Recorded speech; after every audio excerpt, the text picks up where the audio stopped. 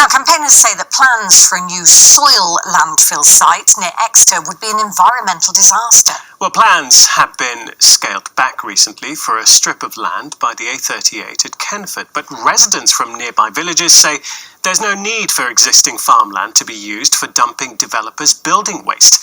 Richard Lawrence reports. Exeter remains one of the fastest expanding cities in the country, with new housing developments appearing every year. The excess topsoil from those sites has been taken here at Matford by local firm BT Jenkins for decades, but this strip of land has reached its capacity. Their initial proposal to lease farmland a short distance away by the A38 met strong opposition. The plan has been scaled back to allow residents to use the local footpaths, but they say it's an area of great landscape value that shouldn't be disturbed. We understand that landfill's got to go somewhere.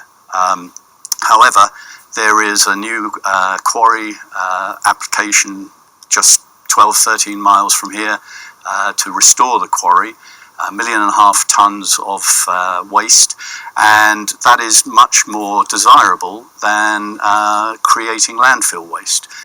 The land at Matford is being restored back to nature for residents to enjoy, with one change that only those with long memories may notice.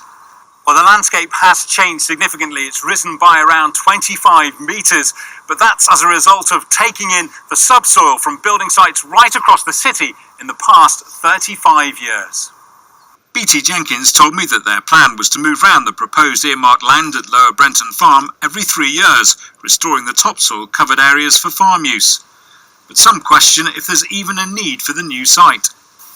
I think it's a great shame. We don't need the disturbance, we don't need the extra carbon into the atmosphere that it's going to create.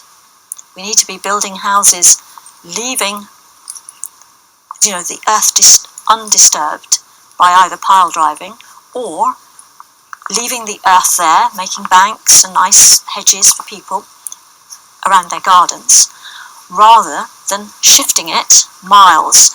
While BT Jenkins' application has sought to address objections that include acknowledging it's a wildlife corridor, the parish council believes many of the original concerns remain. It's an environmental disaster. It has been right from the start. We have a lot of wildlife around here.